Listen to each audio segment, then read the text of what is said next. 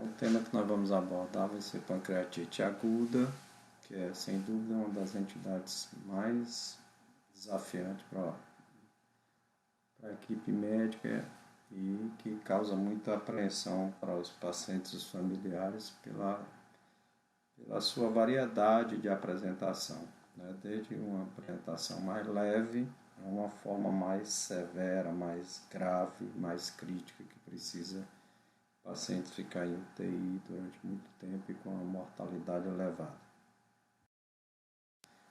A pancreatite aguda é um processo inflamatório em que ocorre uma agressão, inicialmente uma autodigestão pancreática, pelas enzimas que são ativadas intrapancreática, e uma desencadeia vários processos inflamatórios. Toda vez que nós estamos diante de um paciente com pancreatite aguda, nós devemos pensar em qual a etiologia provável para aquela pancreatite aguda.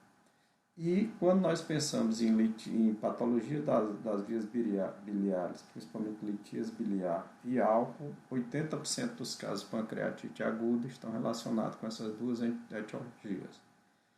Devemos ter em mente que 10% dos pacientes você faz uma investigação exaustiva e não consegue chegar a uma definição etiológica, é tido como idiopático, e uma parte desse idiopático, e que ficam apresentando pancreatite recorrente, quando faz a colestectomia, eles diminuem muito o risco de um novo episódio de pancreatite.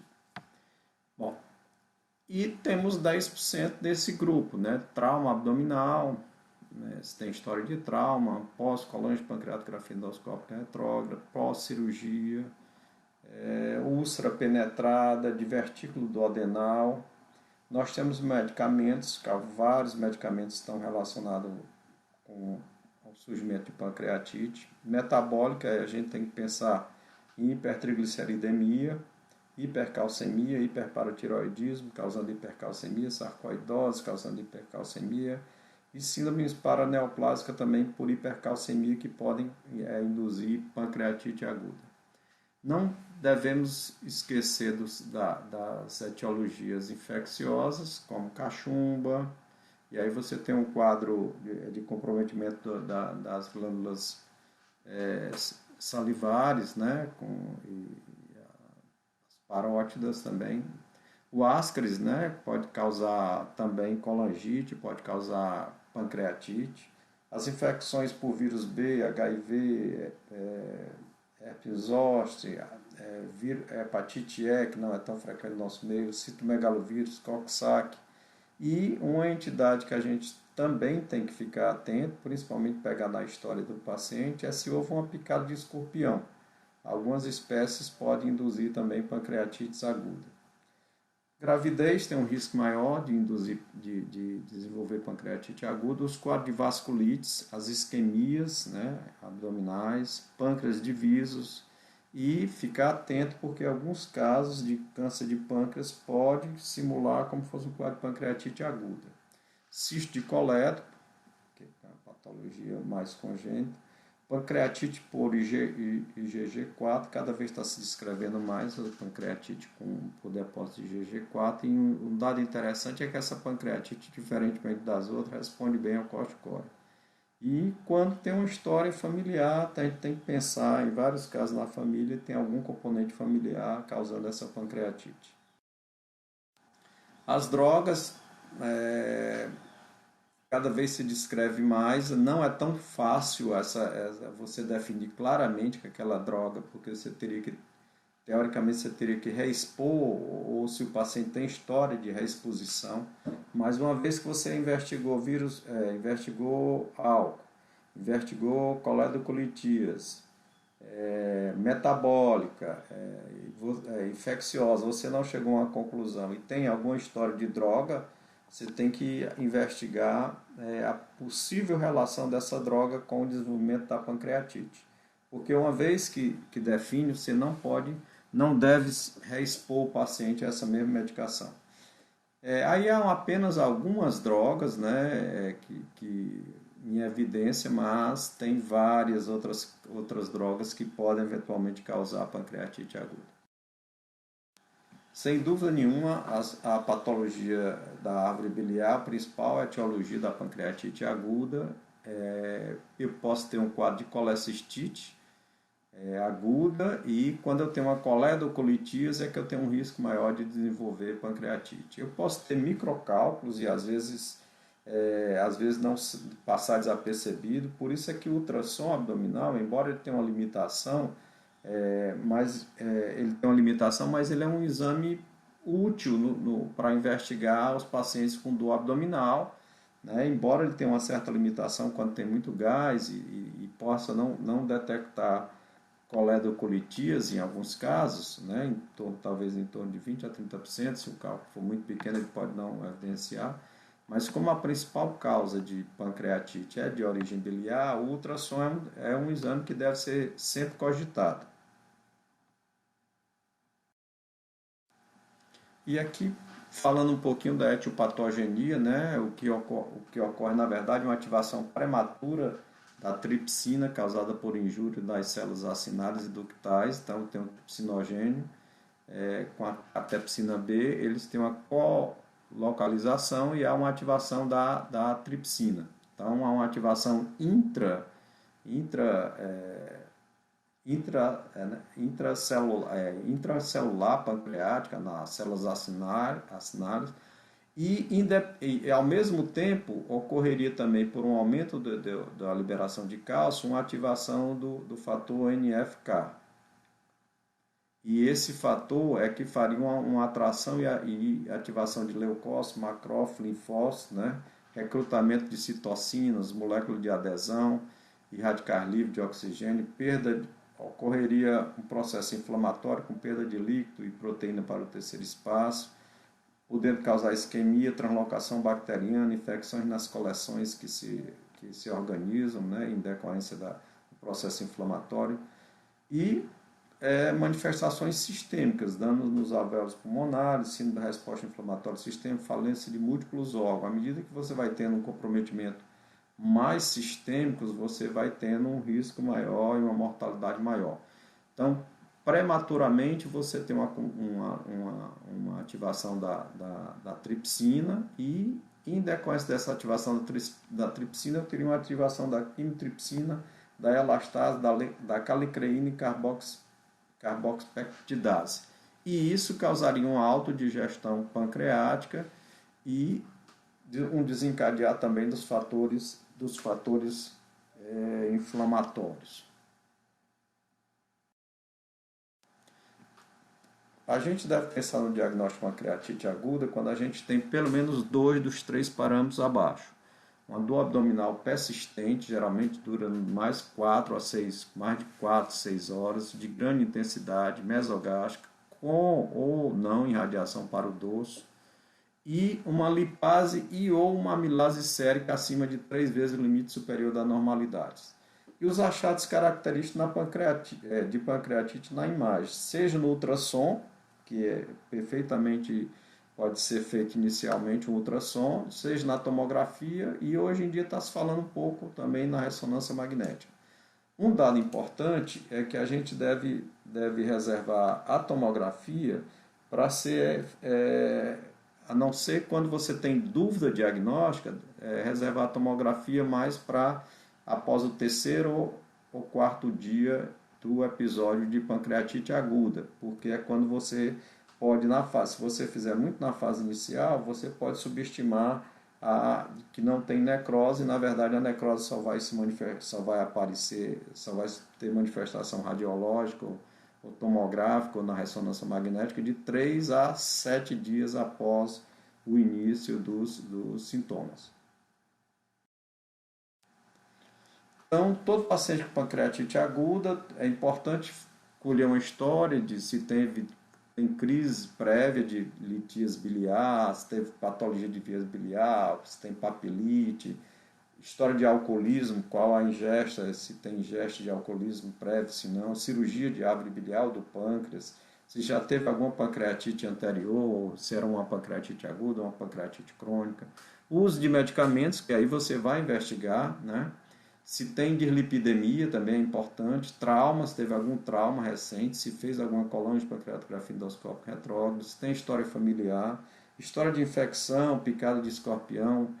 E naqueles pacientes com perda de peso, associada a dor lombar, depressão, uma icterícia importante, com a perda de peso importante, tem que ter cuidado com a possibilidade de que essa manifestação de pancreatite, na verdade, é uma neoplasia pancreática.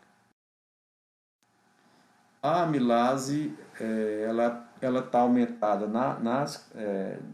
principalmente em doenças pancreáticas, mas na pancreatite aguda, no pseudocisto pancreático, na pancreatite crônica, não tanto quanto na pancreatite aguda, mas eventualmente também nas neoplasias pancreáticas. Numa coledocolitíase, eu posso ter um aumento de amilase, numa colangiopatia por depósito de GG4, com ou sem pancreatite associada, a ascaris na árvore biliar também eventualmente pode aumentar a amilase. A lipase também está relacionada com, no caso, quando está acima de 3 vezes o limite superior da normalidade, pensar na possibilidade de pancreatite aguda. Ela está aumentada nos pacientes que têm pseudocisto pancreático, na pancreatite crônica. Do mesmo jeito, também algumas neoplasias pancreáticas podem levar a amilase, podem levar a lipase, na coledocolitíase e uma dúvida que se fica é se eu deveria pedir a amilase ou eu deveria pedir a lipase. Então vamos ter algumas considerações. A amilase ela é sintetizada principalmente pelas células acinares pancreáticas e salivares, mas ela também é produzida por tecido adiposo, gônadas, trompas, músculo esquelético e trato intestinal. Ou seja, ela é menos específica do que a lipase. Ela eleva precocemente, 3 a 6 horas após o início da dor, e tem uma meia-vida de 12 horas, mas ela persiste um tempo menor, durante 3 a 5 dias. Se o paciente chega na emergência após uma semana que teve o quadro inicial, pode ser que a amilase já esteja normal. A lipase ela é sintetizada principalmente pelas células acinares pancreáticas, eleva precocemente, igual à amilase, e após o início ela tem uma meia-vida o dobro do que tem a amilase. A amilase 12 horas, ela tem uma meia-vida de 24 horas. E um dado interessante, e que é útil nesse sentido, é que ela persiste até 2 semanas, enquanto que a amilase persiste 3 a 5 dias, a lipase persiste elevada no quadro de pancreatite até 2 semanas. Então a lipase é mais específica do que a amilase e persiste mais tempo elevado. Um outro dado importante em relação à amilase e à lipase no diagnóstico da pancreatite aguda é que nessas 3 condições, quando eu tenho uma pancreatite aguda induzida por hipertrigliceridemia, ou seja, triglicerídeo não é álcool, não é de origem biliar e tem um triglicerídeo muito elevado, acima de 1000, 2000, eu posso ter uma amilase normal e paciente que tem pancreatite alcoólica recorrente, posso também ter uma amilase inteiramente normal e, como nós chamamos a atenção, na determinação tardia da amilase, ou seja, 4 a 6 dias após os sintomas, eu posso ter uma amilase normal, mas nessas 3 condições a lipase ela provavelmente não, ela estará elevada e vai ser muito útil para o diagnóstico. Nós acabamos fazendo a dosagem das duas, né? Mas assim, a lipase ela é mais específica do que a amilase no diagnóstico de pancreatite. Nós vimos que a amilase ela tem origem em outros órgãos, por exemplo, nas glândulas salivares, na parotidite. Eu posso ter aumento de amilase no abdômen agudo, por isquemia mesentérica, por obstrução, por perfuração, na apendicite aguda. Em outras condições, como na insuficiência renal, na macroamilasemia, no alcoolismo mesmo sem pancreatite, no grande queimado, choque, hipotensão, cirurgia cardíaca, hepatite fulminante, tumores de ovário, de colo, carcinoma de pulmão, mama, cetoacidose diabética, acidose metabólica, hemorragia intracraniana, HIV e AIDS. Todos esses casos podem aumentar a amilase. Claro que eu não vou dar um diagnóstico de pancreatite, você não pode dar um diagnóstico de pancreatite apenas com aumento da amilase. A gente viu que tem que ter dos 3, o quadro clínico de dor e um quadro de imagem e ou um aumento da amilase da lipase 3 vezes o limite superior da normalidade. A lipase, por sua vez, ela também pode ter origem não pancreática, né? Na isquemia mesentérica, na obstrução, na semioclusão, na perfuração, ou seja, em quadros agudos que entram no diagnóstico diferencial que nós vamos ver de pancreatite também. Na apendicite aguda, na insuficiência renal, na macrolipasemia, no alcoolismo mesmo sem pancreatite, no grande queimado, no choque, na hipertrigliceridemia. Aqui a lipase vai ser muito útil porque a amilase pode estar inteiramente normal. O quadro clínico da pancreatite aguda predomina a dor abdominal, mas essa dor ela pode passar desapercebida em até 10% dos casos, né? Qual é a característica da dor? Em geral, é uma dor contínua, de forte intensidade, localizada em geral no epigástrico, podendo irradiar-se para o dorso. O paciente geralmente fica inquieto. Alguns pacientes assumem a posição maometana, que é a flexão do joelho de encontrar o tronco, porque isso dá um certo alívio. E um dado interessante é que o achado ao exame físico é desproporcional à intensidade da dor. Ou seja, quando você vai examinar o paciente, ele tem você até às vezes acha que o paciente está simulando, se você não prestar muita atenção aos outros dados, né? Pode estar associado também náuseas, vômito, taquicardia, febre, choque, taquicardia, hipotensão, ilho, por distensão de alça, massa abdominal, icterícia, sinais de irritação peritoneal. E lembrar de sempre fazer um exame físico completo, porque nesses pacientes com pancreatite não o achado de derrame pleural na base esquerda é um dado importante, inclusive, do ponto de vista de prognóstico. E os sinais de sino da resposta inflamatória sistêmica pode estar presente, e isso é um dado que fala a favor de maior gravidade. E o sinal de Grey-Turner, que é a equimose nos flancos, e de Cullen, que é uma equimose periumbilical, ele não é característico da pancreatite aguda, pode estar presente, inclusive está presente numa minoria dos casos. Então, aqui mostrando o sinal de Cullen, que é uma equimose periumbilical, e o sinal de Grey-Turner, que é uma equimose nos flancos. O diagnóstico diferencial da pancreatite aguda, como nós já vimos, é com colestite aguda, com coledocolitis, com colangite, úlcera péptica perfurada ou penetrada, apendicite aguda, obstrução ou semioclusão de vísceras ocas, isquemia mesentérica, infarto agudo do miocárdio, perfuração de víscera oca, hepatites fulminantes, porque pode elevar a amilase, né? Vasculites mesentéricas e a apendagite, que é menos frequente o diagnóstico diferencial com apendagite, que é uma inflamação do apêndice epiploico. E a gente deve se valer dos exames complementares. Nós vamos ver que esses exames complementares eles são úteis, inclusive, na avaliação prognóstica do paciente. Dosagem de cálcio, sódio, potássio, magnésio, albumina. O triglicerídeo a gente pede nos casos em que você tem uma suspeita de hipertrigliceridemia. Ele não faz parte da rotina inicial. LDH, a ureia, a creatinina, a gasometria, a ALT, a ST, hemograma, glicemia, fosfatase, gama-GT, que vão dar parâmetros para pensar em causa obstrutiva. A proteína C reativa e a procalcitonina. A procalcitonina é importante. O problema da procalcitonina vai ser a história do preço e a disponibilidade onde você se encontra. Então, triglicerídeos e procalcitonina é na exceção. As outras a gente pede de rotina. E, logicamente, vamos ter que fazer os métodos de imagem ou método endoscópico. Uma radiografia simples de abdômen, em AP e decúbito dorsal é muito importante para diferenciar de outras causas de abdômen agudo, como causa obstrutiva, pneumoperitônio, radiografia de tórax pode evidenciar derrame pleural ou pleurite ou pneumonia, simulando um quadro também de dor abdominal. Ultrassom abdominal tem suas limitações, mas é um exame útil, principalmente no caso quando eu estou com a suspeita maior, que é coledocolitíase.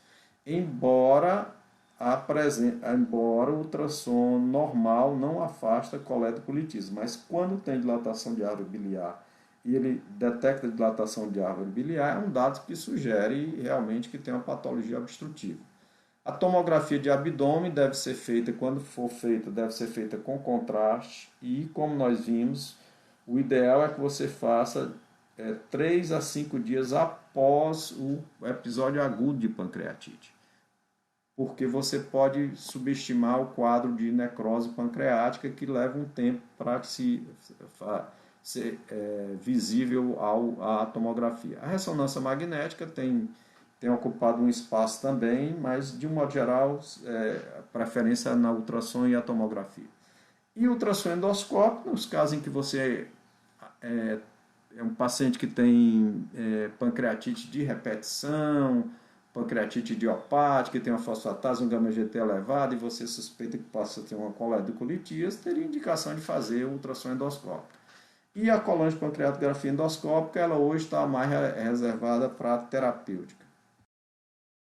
Então, diante de um paciente com pancreatite aguda, nós temos uma pancreatite do ponto de vista morfológico. Pancreatite edematose intersticial e pancreatite necrotizante. A grande maioria das pancreatites agudas são edematose intersticial, 80 a 90% dos casos, né? Elas geralmente são autolimitadas, você tem que fazer a conduta, tratar dor, fazer uma boa analgesia, hidratar bem os pacientes. Geralmente cursa sem grandes comprometimentos, mas eventualmente você pode ter falência transitória de órgãos e ter uma baixa mortalidade.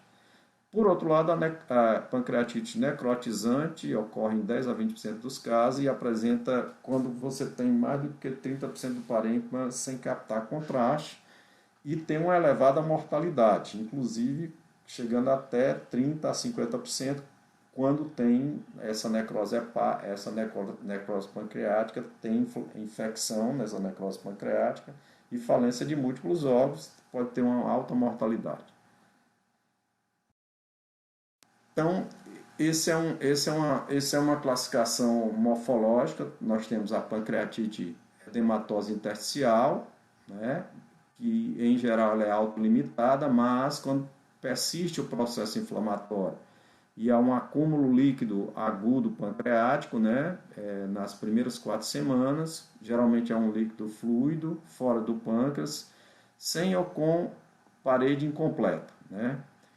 Quando esse acúmulo líquido agudo pancreático ele é autolimitado, o paciente pode evoluir, melhora clinicamente, é autolimitado. Mas quando ele persiste, mais do que 4 semanas, ele vai formar uma parede, né, e vai formar o pseudocisto, que em geral ele é localizado fora do pâncreas. E o pseudocisto, a sua característica é que ele é homogêneo.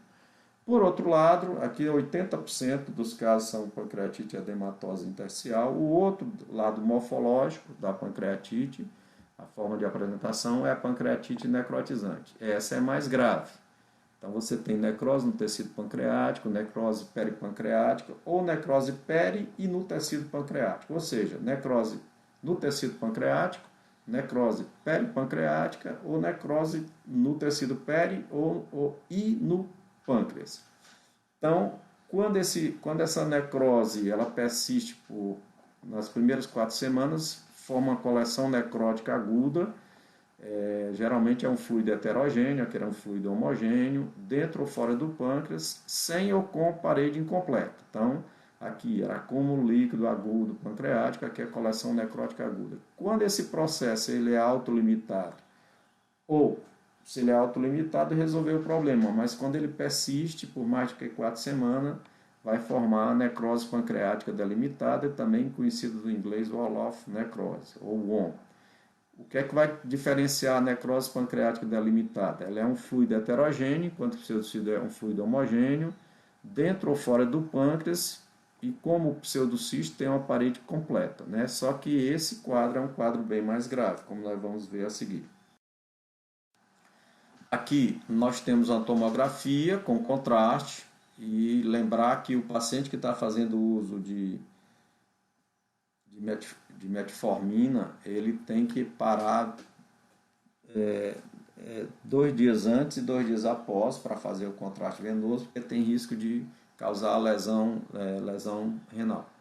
Então, no paciente aqui tem o pâncreas, ele capta, todo o pâncreas está captando, tem um edema peripancreático, né, intersticial, e isso aqui é o que a gente é uma vesícula espessada, isso é o que a gente caracteriza o acúmulo líquido agudo pancreático.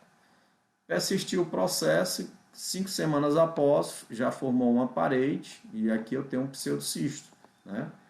Então, eu estou diante de um paciente que tem uma pancreatite edematosa intersticial que evoluiu para a formação do pseudocisto. Esse quadro é um quadro mais gritante, né, que é um paciente que tem apenas essa região aqui do pâncreas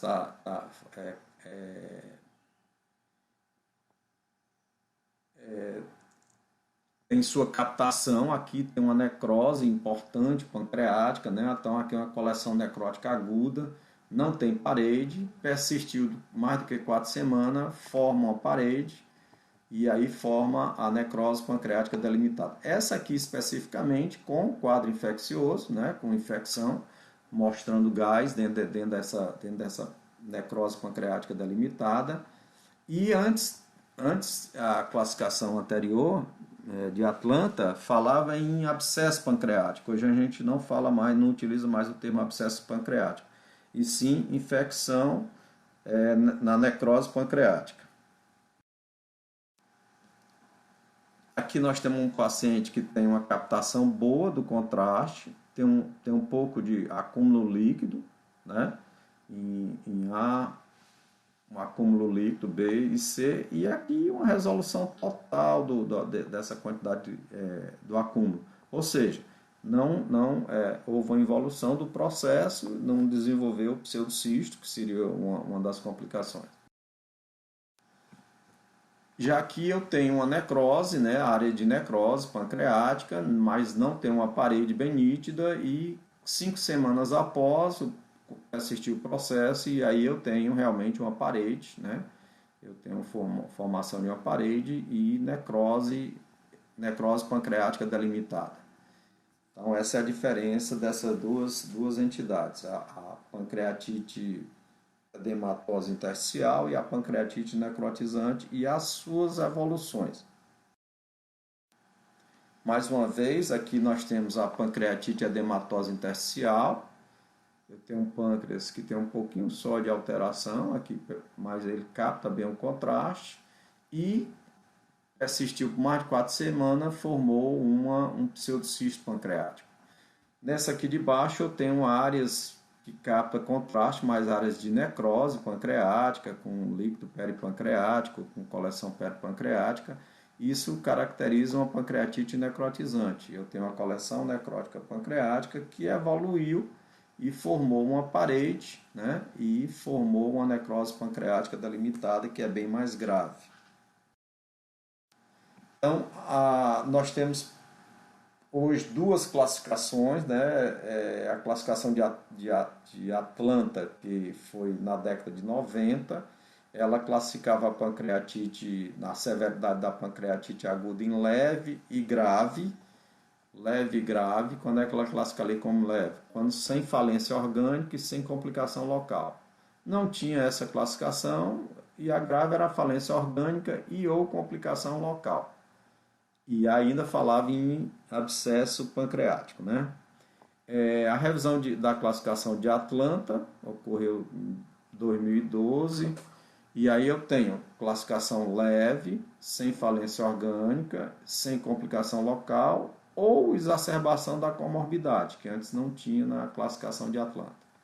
E acrescentou em relação à classificação de Atlanta esse termo moderadamente grave. O que seria moderadamente grave? Falência orgânica transitória, quando menor do que 48 horas, complicações locais e ou exacerbação da comorbidade.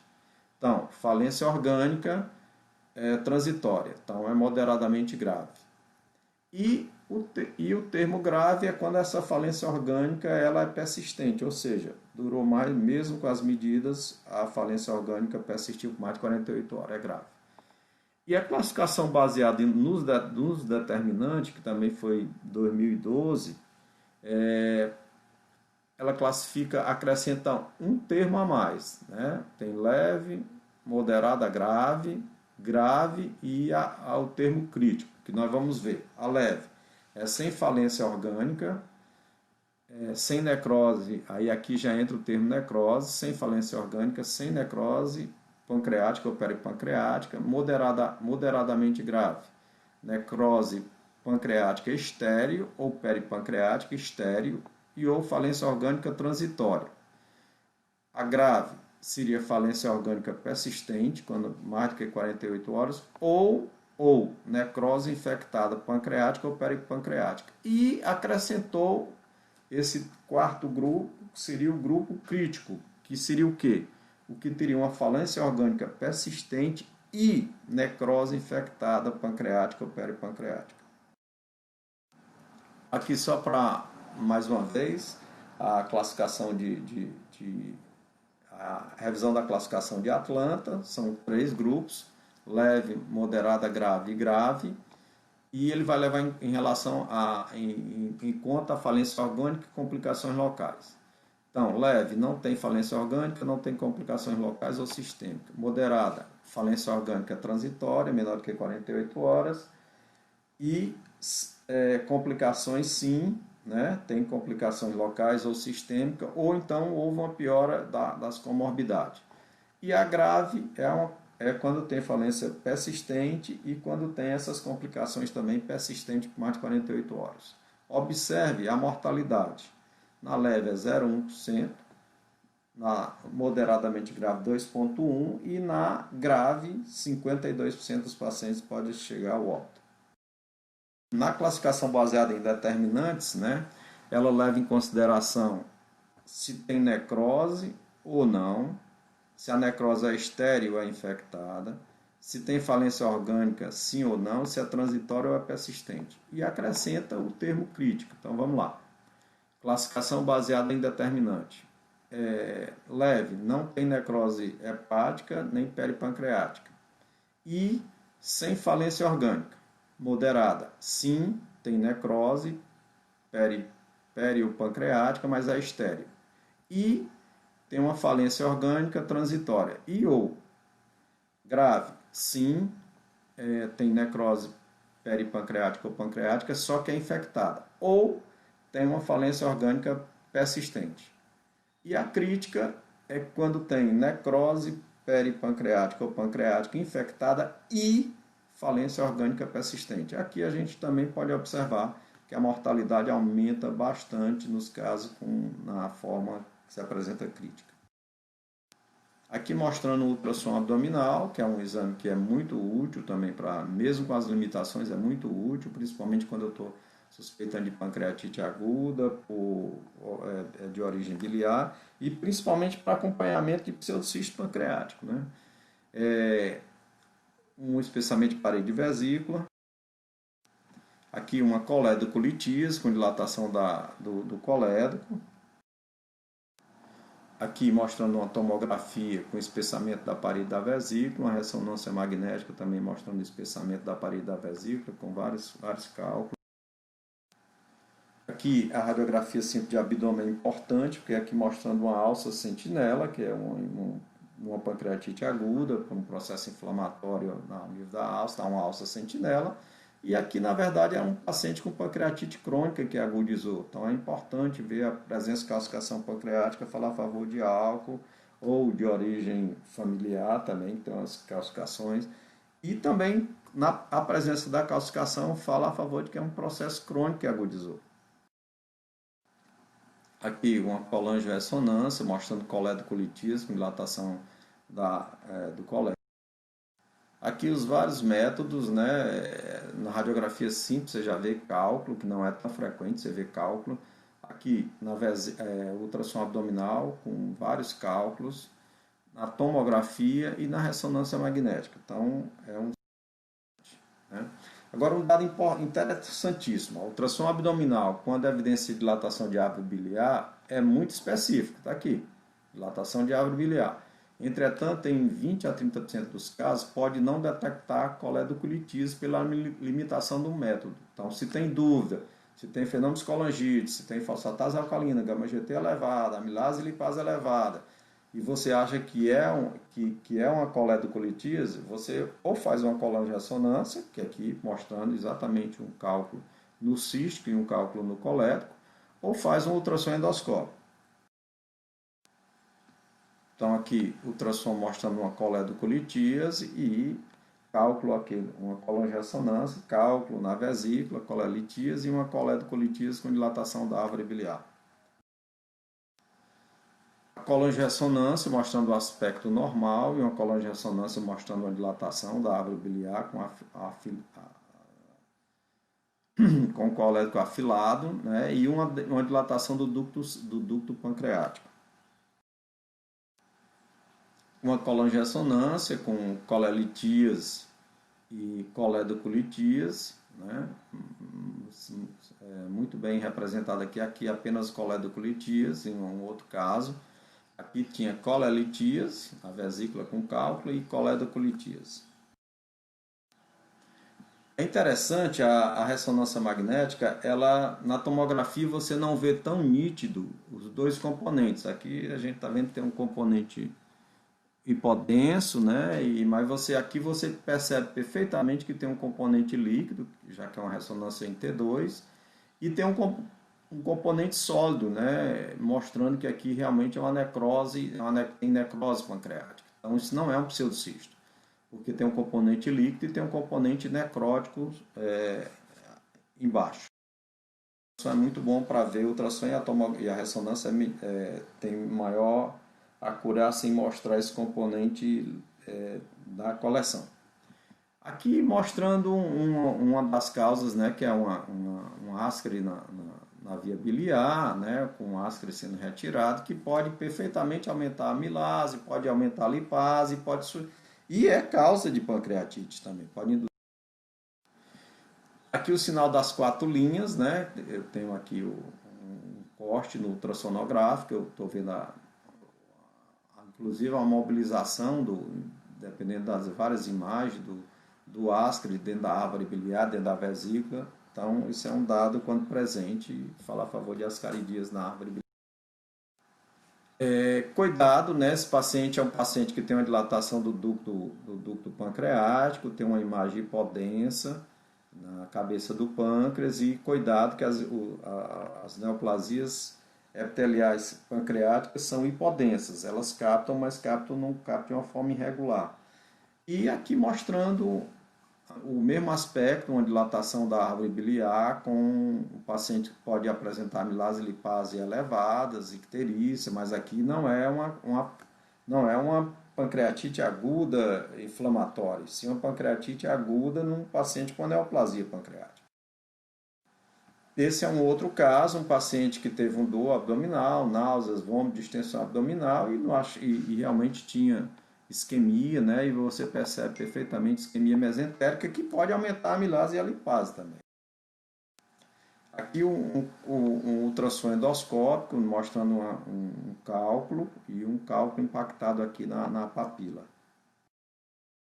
Aqui mostrando um cálculo, uma coledocolitíase, que passou desapercebido através do ultrassom abdominal, e aqui também um outro cálculo no colético terminal. Então, a pancreatite aguda a gente tem que classificar em leve, a moderada e grave, né? Porque a conduta é diferente, a abordagem terapêutica é diferente. Nós vamos ver que na leve a moderada 80% dos casos tem uma evolução favorável, mas na pancreatite grave 10 a 20% dos casos pode evoluir de uma forma mais grave, necessitando internações prolongadas, apresentando necrose pancreática, síndrome da resposta inflamatória sistêmica, falência de múltiplos órgãos, precisando, quando tem infecção na necrose pancreática, várias intervenções endoscópicas, percutâneas ou laparoscópicas, né, para poder realmente aliviar o paciente. Alguns dados clínicos, né, então é importante a gente ver, diante de um paciente com pancreatite, tentar definir qual é o paciente que tem o maior potencial de gravidade. Alguns dados clínicos podem sugerir, né, então, por exemplo, idade acima de 65 anos, Falência orgânica, se o paciente já se apresenta com falência orgânica, principalmente respiratória, cardiovascular e renal, é um dado importante. Obesidade, diabetes também é um fator importante. Se tem derrame pleural, se tem fenômenos hemorrágicos, se tem irritação peritoneal, se tem um PCR acima de 150 após 2 a 3 dias, se ainda persiste elevado, é um dado. O fato também interessante é o hematócrito acima de 44% que não cai nas primeiras 24 horas, mesmo você repondo o líquido e o hematócrito ainda continua elevado, é um dado também que pode sugerir maior gravidade. Então nós precisamos identificar esses 20% que tem uma alta mortalidade, 30 a 50% dos casos, e diferenciar desse outro grupo de 80% que tem uma baixa mortalidade. Ambos, logicamente, precisam de tratamento, de acompanhamento, mas sem dúvida nenhuma o grupo severo ou grave ele tem uma maior, ele precisa de internação, precisa de internação mais prolongada, precisa de internação de UTI, precisa de um grupo multidisciplinar de endoscopistas, gastroenterologistas, intensivistas, nutrólogos, cirurgiões, radiologista intervencionista, ou seja, bem mais complexo. E aí, quais são os critérios que eu vou utilizar? Tem vários critérios, vários sistemas de score, né? O Apache, o BISAP, o SI, o Score Modificado de Glasgow, os critérios de Hanson, critérios baseados em tomografia, os critérios anteriores de Baltazar e esses critérios modificados recentemente. E alguns laboratoriais também podem ajudar, como nós vimos, PCR acima de 150, o BUM, que principalmente tem que transformar isso aqui em ureia, multiplicando por 2,14. A procalcitonina, quando ela é muito baixa, ela afasta a infecção, né? E outros critérios que têm sido mais recentemente utilizados é o APS e o SPS. Nós vamos ver todos. Esse trabalho ele faz uma avaliação, né, dos scores, fala sobre o tempo em que é ideal para que seja calculado. Por exemplo, o score de Hanson precisa 48 horas, de Glasgow 48 horas, um Apache 24 horas. Aqui o cutoff dele é 7, mas a maioria dos trabalhos o cutoff é 8, acima de 8. O Apache com obesidade, né, acrescentou pouco ao que já tinha anteriormente. O BISAP, que né, é muito útil a gente ver, maior ou igual a 3 em 24 horas. O CIR, que é acima da resposta inflamatória sistêmica, maior do que 2 em 24 horas. E todos têm uma área sobre a curva relativamente boa. Os que têm melhor representação estatística seria o Apache, né? O BISAP também, né? Mas os outros também têm uma boa correlação. E esse trabalho é um trabalho de meta-análise, né? Ele falando exatamente sobre a mortalidade dos métodos dos vários scores, do BISAP, do Hanson e do Apache 2, comparando com os de imagem.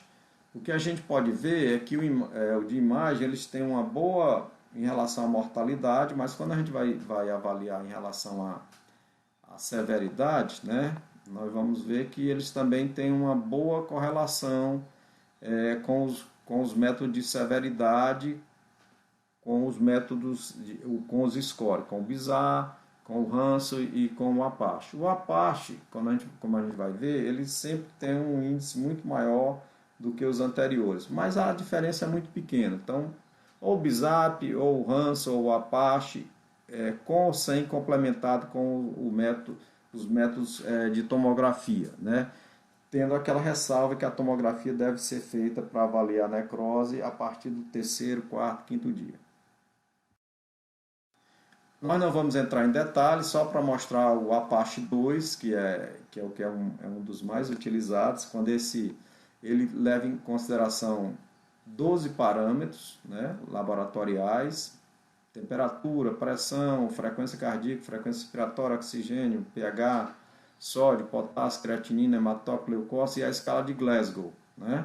E cada parâmetro desse varia de 0 a 4. E na escala de Glasgow você faz 15 menos a escala em que você calculou. Leva em consideração a idade, e a idade, quanto mais idoso, maior o número, maior o valor do Apache. Só para vocês terem uma ideia, o ponto de corte do Apache é acima de 8, maior ou igual a 8. Ó. Se ele for um paciente de 75 anos, ele já tem 6 pontos no Apache. Né? E a presença de doenças crônicas, ou insuficiência ou imunocomprometido. Cirrose, no caso hepática, hipertensão porta, hemorragia por hipertensão porta, encefalopatia cardiovascular, seria o score 4 na classificação da Associação Nova York. Respiratória, patologia restritiva, obstrutiva ou vascular, hipertensão vascular, pulmonar. Renal, quando está em hemodiálise crônica. Ou se é um paciente imunocomprometido, se tem HIV, se tem quimioterapia, radioterapia, corticoide em altas doses, leucemia, linfoma. Então, se for não cirúrgico ou cirurgia de emergência, 5 pontos. Se for pós-operatório relativo, 2 pontos. Então, ele é complexo, porque tem vários parâmetros, mas ele é muito utilizado, principalmente em UTI, né? Porque ele não é específico para pancreatite, mas ele é útil, porque ele tem vários parâmetros. E claro que nós não vamos entrar em detalhe, aí é só para mostrar os vários valores, né, quando eu tenho uma temperatura acima de 30, entre 39 e 40, 3 pontos. Se eu tenho um pH entre 7,6 e 7,69, 3 pontos. Frequência respiratória, se tem uma frequência respiratória alta, 4 pontos, ou seja, mas nós não vamos entrar em detalhe, porque aí é só para que vocês tenham em mãos essa tabela, porque tem um sistema no computador para você fazer esse cálculo.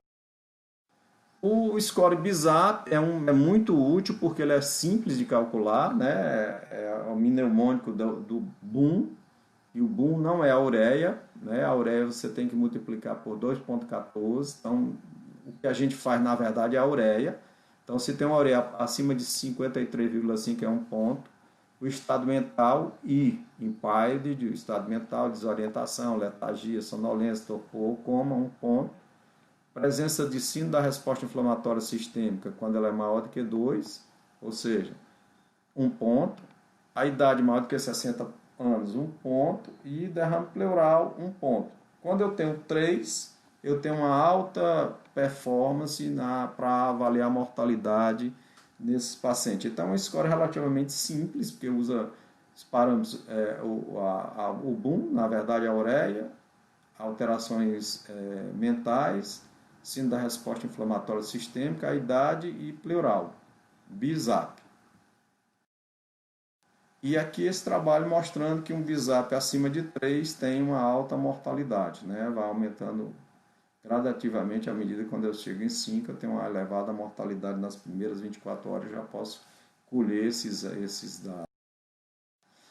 Acima da resposta inflamatória sistêmica, né, que ela leva em consideração 4 parâmetros: a frequência cardíaca, a temperatura, quadro respiratório e leucócito. E é interessante lembrar que ou leucocitose ou baixa de leucócito, né? Então, cada parâmetro desse vale 1 ponto. Quando eu tenho mais do que 2, quando eu tenho mais de 2 sistemas desses comprometidos, eu estou diante de um dado importante acima de 2, maior ou igual a 2, é um dado importante para a maior gravidade do paciente com pancreatite. O SOFA já é um mais complexo, mas a partir de 2, né, qualquer parâmetro desse a partir de 2, ciência respiratória, cardiovascular, leva mais em consideração o renal, né, o fígado nem tanto, não é tão valorizado nesses outros sistemas, e o neurológico e plaqueta, mas então o SOFA é mais complexo. A gente utiliza mais os critérios de Marshall modificado, né, que é a falência orgânica, porque ele leva em consideração 3 sistemas orgânicos: respiratório, uma PaO2, FiO2 maior do que 400, nenhum ponto, e aí eu tenho um sistema de pontuação. Comprometimento renal, quando é acima de 1,9, 3,6, 2 pontos.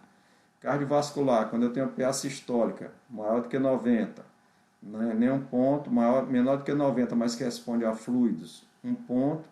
Não respondedor a fluidos, eu tenho 2 pontos, menor do que 90, com pH baixo. E menor do que 7,3, 3 pontos, e menor do que 4, menor do que 7,2, 4 pontos. Então, eu posso fazer isso aqui perfeitamente, aí definir se essa falência dura menos de 48 horas ou mais de 48 horas. Então, é um dado que é muito útil a gente ter essa noção dos critérios de Marshall. Acima de 2, a gente está falando de falência orgânica.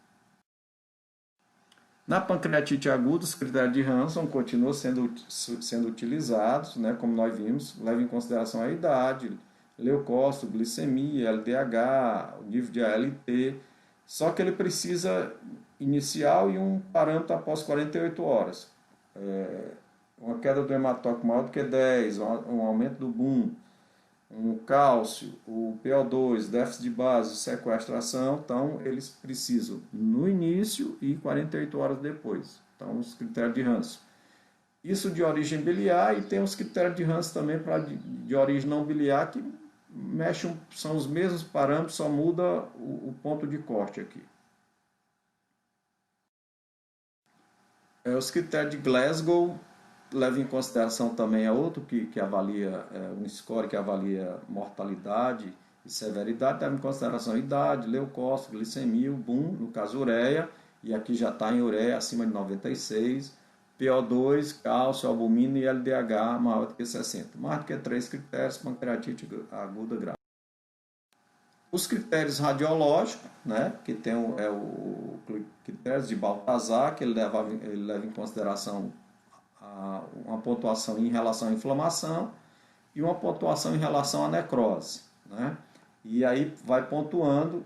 Quando essa pontuação é maior do que 5, significa maior gravidade, maior mortalidade, maior tempo de internação, precisa de mais abordagem cirúrgica do que um paciente que tem esse sistema de pontuação menor do que 5. De novo, para me avaliar a necrose pancreática, para me avaliar a gravidade, eu não devo fazer de início já uma tomografia, né?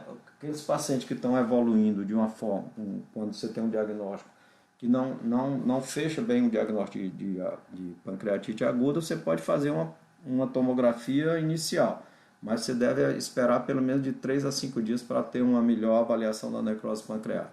E os critérios modificados, ele leva em consideração, além da inflamação pancreática, necrose, e aí aqui ele só classifica em menor ou maior do que 300, do que 30%, e acrescenta as complicações extrapancreáticas, né? Derrame pleural, ascite, complicações vasculares, complicações de parênquimas de órgãos, envolvimento do trato gastrointestinal.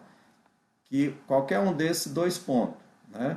Então, se ele tem 2 e tem necrose pancreática maior do que 30, já tem 6 pontos, ou seja, já é maior gravidade. Esse é um dado, esse eu achei muito interessante, esse Harmless Acute Pancreatic Score, é o APS. É um score, ele chama até score de pancreatite aguda inofensiva. O que seria isso? Ele é bem simples. Quando eu tenho um hematócrito maior do que 44, é 1 ponto, creatinina maior do que 2, é 1 ponto, e dor a descompressão brusca. Então, se eu tenho um paciente que tem dor de descompressão brusca, 1 ponto. Quando eu tenho esse score 0, ou seja, significa que é um paciente que tem uma forma leve, né? Um paciente que você pode perfeitamente orientar a dor, orientar a alimentação, sem gordura, e dar uma observada em 24 horas, ou já encaminhar para casa e ficar observando. Quando ele tem quando ele tem 3, não, aí precisa ficar internado. Esse outro score é o Simple Prognostic Score. Ele leva em consideração também alguns parâmetros, que é o BUN, né? O LDH e uma tomografia de abdômen com contraste, né? Quando tem qualquer grau de necrose. Então, o que é que ele observa? Se ele tem acima de 2, esse score é acima de 2, eu tenho uma mortalidade que já é importante, tem uma incidência de infecção e tem uma falência orgânica. Então, esse é um score simples também, que a gente deve também tê-lo em mente. E a procalcitonina, que pode estar alterada em qualquer processo agudo, processos infecciosos, mas ela é útil. Quando ela está acima de 0,5, ela tem uma sensibilidade de 72%, uma especificidade de 86% de falência orgânica ou necrose pancreática e infecção. E, por outro lado, quando ela tem um nível muito baixo de procalcitonina, ela tem um valor preditivo negativo muito elevado. Então, se eu tenho uma procalcitonina muito baixa, significa que a possibilidade de eu ter necrose infectada é muito pequena. Qual é o problema da procalcitonina? O problema é o custo, que ela é, em relação aos outros exames, é um pouco mais cara e é limitada em alguns laboratórios. Então, a pancreatite aguda severa ou crítica seria os critérios de Hansen maior ou igual a 3, o BISAP maior do que 2, o APACHE maior ou igual a 8, uma proteína C reativa maior do que 210 nas primeiras 24 horas e persistindo maior do que 150 três dias após e um score tomográfico maior ou igual a 3. Então, esses são dados que falam a favor de severidade, esse paciente tem que ficar internado.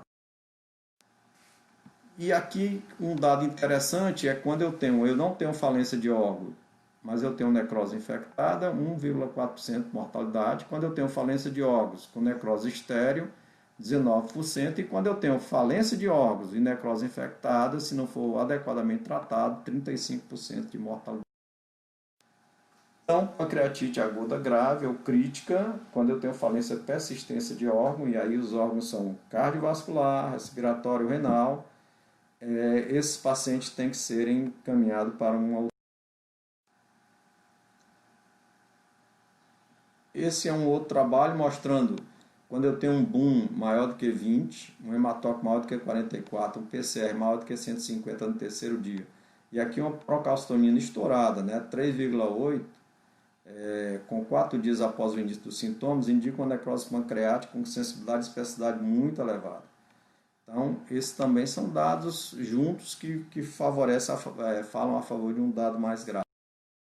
Quais são as complicações locais na pancreatite aguda? Necrose pancreática ou peripancreática, que pode ser externa ou infectada, que torna mais grave, colangite, pseudocisto, infecções pancreáticas, não utilizar o termo abscesso e sim infecção, necrose colônica, íleo ou obstrução, hemorragia, pode formar uma pseudaneurisma da artéria esplênica, trombose da veia esplênica e assim. Complicações sistêmicas, quanto mais complicações sistêmicas, maior a gravidade, choque, síndrome da resposta inflamatória sistêmica, síndrome da angústia respiratória aguda, insuficiência renal, falência de múltiplos órgãos, metabólica, sepse, coagulação intravascular disseminada, alucinações, psicose, retinopatia. Complicações, nós devemos pensar em complicações quando? Locais, quando persiste ou recorre à dor. O paciente não melhorou da dor, ou então melhorou da dor e voltou a sentir dor. Quando eu tenho elevações persistentes das enzimas, ou uma enzima que tinha caído que de repente começa a subir novamente. Desenvolvimento de febre ou leucocitose e dificuldade em progredir a dieta. O paciente não tolera. E quando tem disfunção orgânica, eu tenho que pensar em complicações locais.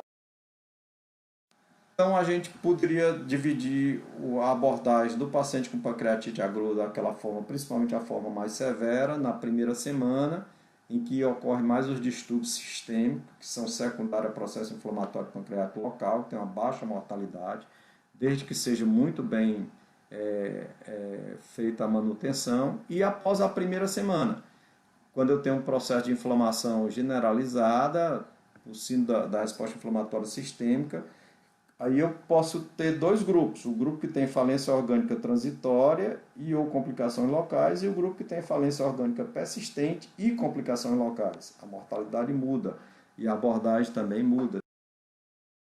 Então esse é um trabalho do New England muito interessante, né? Eles fazem um resumo basicamente do que nós vimos: pancreatite aguda, intersticial 80-85%, necrotizante 15 a 20%, falência transitória ou falência persistente, resolução ou formação de pseudocisto. Aqui você tem necrose estéril, né, que tem uma mortalidade de 10%.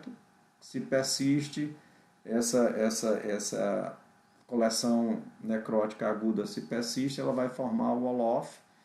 E quando tem infecção, aqui como bem visto, aumenta muito a mortalidade. Então o que é que a gente tem que fazer? Né? Tem que fazer nas primeiras 24 horas, são fundamentais uma boa hidratação, medida de suporte clínico, analgesia, dieta zero, 1 a 2 dias, não se faz mais aquela dieta zero prolongada. Avaliação da tolerância alimentar precoce, no primeiro e segundo dia já tenta fazer uma dieta oral, via tolerância paciente. E naqueles pacientes que têm infecção comprovada, que geralmente ocorre a partir da primeira semana, se realmente tem infecção comprovada, antibiótico terapia. Não se faz antibiótico profilaxia para evitar que haja. Então é mais ou menos isso que está esse trabalho do New England, é muito representativo na admissão, agressiva ressuscitação de líquidos. Isso mostra que faz a diferença, porque diminui a mortalidade. Na primeira semana, né, se o paciente não, após 2, 3 dias em jejum, você tenta realimentar ele, não tolera alimentação, você começa uma nutrição enteral, e aí tanto faz sonda nasogástrica como sonda nasoenteral como nasogástrica. Se o paciente demonstra, à medida que ele vai persistindo, ele não houve a resolução do quadro dele e persiste as complicações e tem sinais de infecção, tem indicação de usar antibiótico. Naqueles que têm necrose infectada, a gente vai ver quais são o tratamento para essa necrose infectada. E a pancreatite biliar? Quando é que a gente tem indicação de fazer a cirurgia da vesícula? Na pancreatite de origem biliar leve, deve-se fazer, é consenso que a colestectomia deve ser feita ainda nessa internação. Na pancreatite de origem biliar moderada a severa, deve-se esperar de 6 semanas para realizar a colestectomia. Entretanto, aqueles pacientes que têm pancreatite biliar severa, com dilatação, obstrução biliar, com colangite concomitante, deve-se fazer uma colangiopancreatografia endoscópica retrógrada e, nesses casos, deve-se usar também um antibiótico. A abordagem nas primeiras horas é fundamental. Hoje é o Ringer lactato, faz 5 a 10 ml por quilograma por hora, EV, nas primeiras 24, 48 horas. Tem que ter muito cuidado naqueles pacientes mais críticos, para que não haja sequestro, né, e não haja sobrecarga hídrica. Alimentação precoce, com dieta pobre em gordura, e naqueles que não toleram alimentação oral, 3 a 5 dias de alimentação enteral, seja por sonda nasogástrica, seja por sonda nasoenteral, nasojejunal. Naqueles com pancreatite severa, aguardar 72 horas para iniciar a dieta. Analgesia com tramadol, peptidina, buprenorfine, opioides, né? Se falava muito que opioides podia causar alteração do esfíncter de Oddi, piorar a pancreatite, mas hoje caiu por terra. O risco do opioide realmente é a dependência. E naqueles pacientes muito sintomáticos, que não melhorou com essas medidas, tem que conversar com um anestesiologista que tem experiência para colocar um catéter de anestesia epidural. Os objetivos, nós já vimos, o Ringer lactato, 5 a 10 ml por quilograma nas 24 horas, com débito urinário entre 0 e 5 ml por quilograma por hora, frequência cardíaca baixa, né, uma pressão arterial média em torno de 80 a 90, uma queda no hematócrito, controle da dor, medida de suporte e avaliar sinais de infecção. Então, essas são um guideline, né, dizendo como deve se alimentar, se o paciente tolera em 24, 72 horas, se ele não tem náusea, não tem vômito, não tem ilho. Você começa a dieta oral com baixa gordura. Não tolerou, nutrição enteral. E aqui, se ele tem náusea e vômito, não tolerou. Se tem algum sinal de obstrução antral, e precisa, aí nesse caso não dá para fazer sonda nasogástrica, porque tem obstrução antral. Você tenta passar por uma sonda, por endoscopia, seria nasojejunal.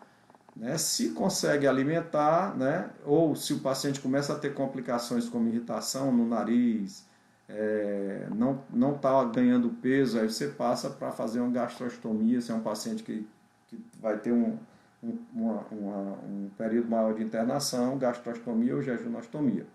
E assim você vai levando. Nos pacientes em que não tolera e que não tá, e que continua não ganhando peso, mesmo com a gastrostomia ou jejunostomia, ou porque complicou a gastrostomia ou jejunostomia, que teria indicação de alimentação parenteral. Ou seja, hoje dá-se uma preferência à nutrição enteral. E ainda tem espaço para nutrição parenteral? Tem. Os pacientes que não toleram alimentação enteral, seja por obstrução, desmotilidade severa, apresenta infecção, extravasamento pela gastrostomia, não consegue repor as necessidades calóricas, tem indicação ainda de parenteral. E quando é que eu abordo a necrose pancreática? Quando ela se infecta. O ideal é que seja realizada após a 4ª semana, evitando realizar na fase inicial. Aí eu tenho drenagem percutânea ou endoscópica, cirurgias minimamente invasivas e cirurgia aberta estão cada vez menos utilizadas hoje em dia. Quando iniciar antibiótico? Só deve iniciar antibiótico quando tem uma definição de que tem necrose pancreática infectada. Quando a suspeita da infecção é muito grande, quando eu tenho presença de gás na coleção, quando eu tenho bacteremia, sepsis ou deterioração clínica. Nesse caso, deve-se usar antibiótico, preferencialmente carbapenem ou uma quinolona associada ao metronidazol, uma cefalosporina de 3ª geração associada a metronidazol. Não usa-se hoje em dia profilaxia antibiótica para prevenir infecção. Se é uma necrose estéril, não tem indicação de fazer antibiótico profilaxia, nem antifúngico. Então aqui é um resumo na fase aguda, nas primeiras 2 a 4 semanas, na fase tardia, né? Quando tem processo necrótico infectado, tem indicação de fazer um debridamento e, a depender do local, vai fazer por via endoscópica, vai fazer por via percutânea ou vai fazer, se não resolve, cirurgicamente. E aí tem que ter uma participação do cirurgião, tem que ter uma participação de um endoscopista que tenha habilidade de tratar paciente com pancreatite.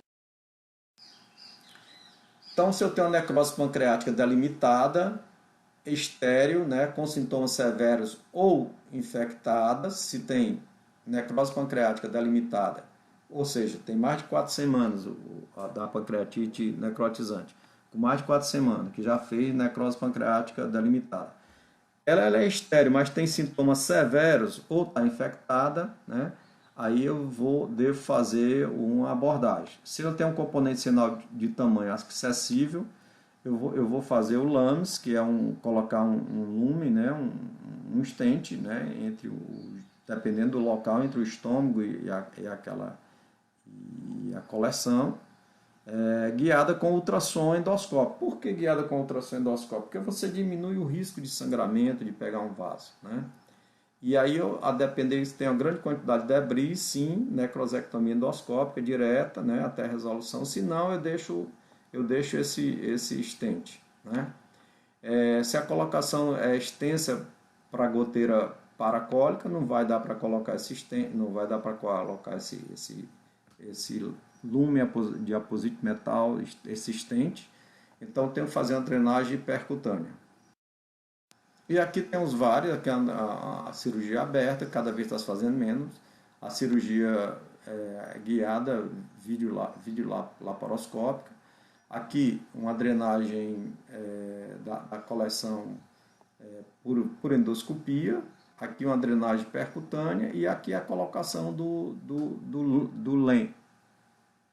lens, né? Que é entre uma coleção e a parede do estômago e deixa uma sondinha. Então aqui cada vez está se fazendo menos por via aberta, aqui por via endoscópica, fazendo aqui a colocação do lens, aqui o ultrassom endoscópico é fundamental para evitar um sangramento, coloca-se e aí vai drenar, esse material vai drenar para o estômago.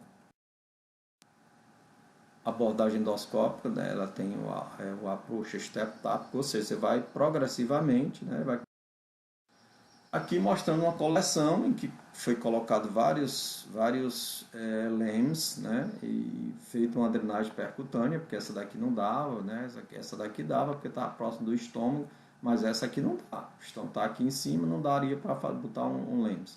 Aqui foi feita uma drenagem associada, né? Um percutâneo e mais os catetas. E aí mostrando o estente metálico de aplicação de lume, que é o LEMS. E tem uma síndrome do ducto desconecto, quando eu tenho uma pancreatite necrotizante, ocorre uma interrupção do ducto pancreático e não tem mais comunicação com a cabeça pancreática e forma essa coleção, que se não for tratada adequadamente, né, leva à formação de fístula, ascite pancreática, persistência do processo inflamatório, infecção. E aí como é que eu abordo, né? Como é que é feita a abordagem? Primeiro eu tenho que demonstrar, através da coluna de ressonância ou ultrassonendoscópio, e tento fazer as medidas. Se não controlar, vai fazer uma drenagem percutânea. Se for uma fase mais tardia, é um paciente que é um bom candidato tento fazer as medidas de suporte. Depois que termina, o paciente está mais estável, é um bom candidato à cirurgia, eu faço uma pancreatectomia distal, porque senão esse processo vai continuar. Se não, eu considero deixar um stent prolongado.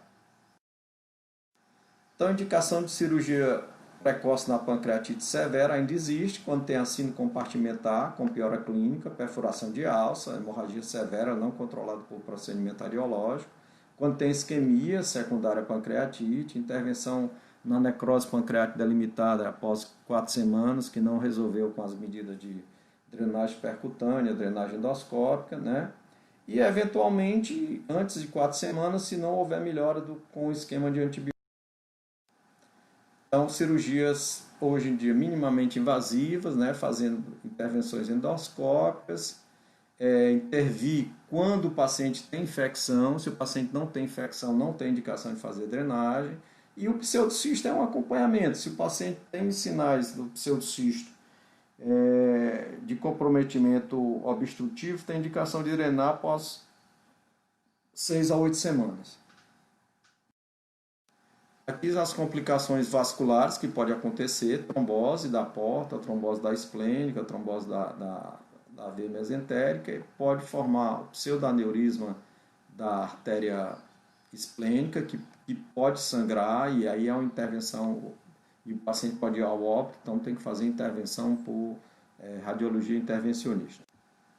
Aqui é um resumo, né, na classificação. Primeiro, tentar classificar o paciente em grau de severidade, com aqueles critérios, alguns critérios laboratoriais, fazer analgesias, tentar detectar qual é a etiologia, hidratar bem o paciente nessa primeira fase, né?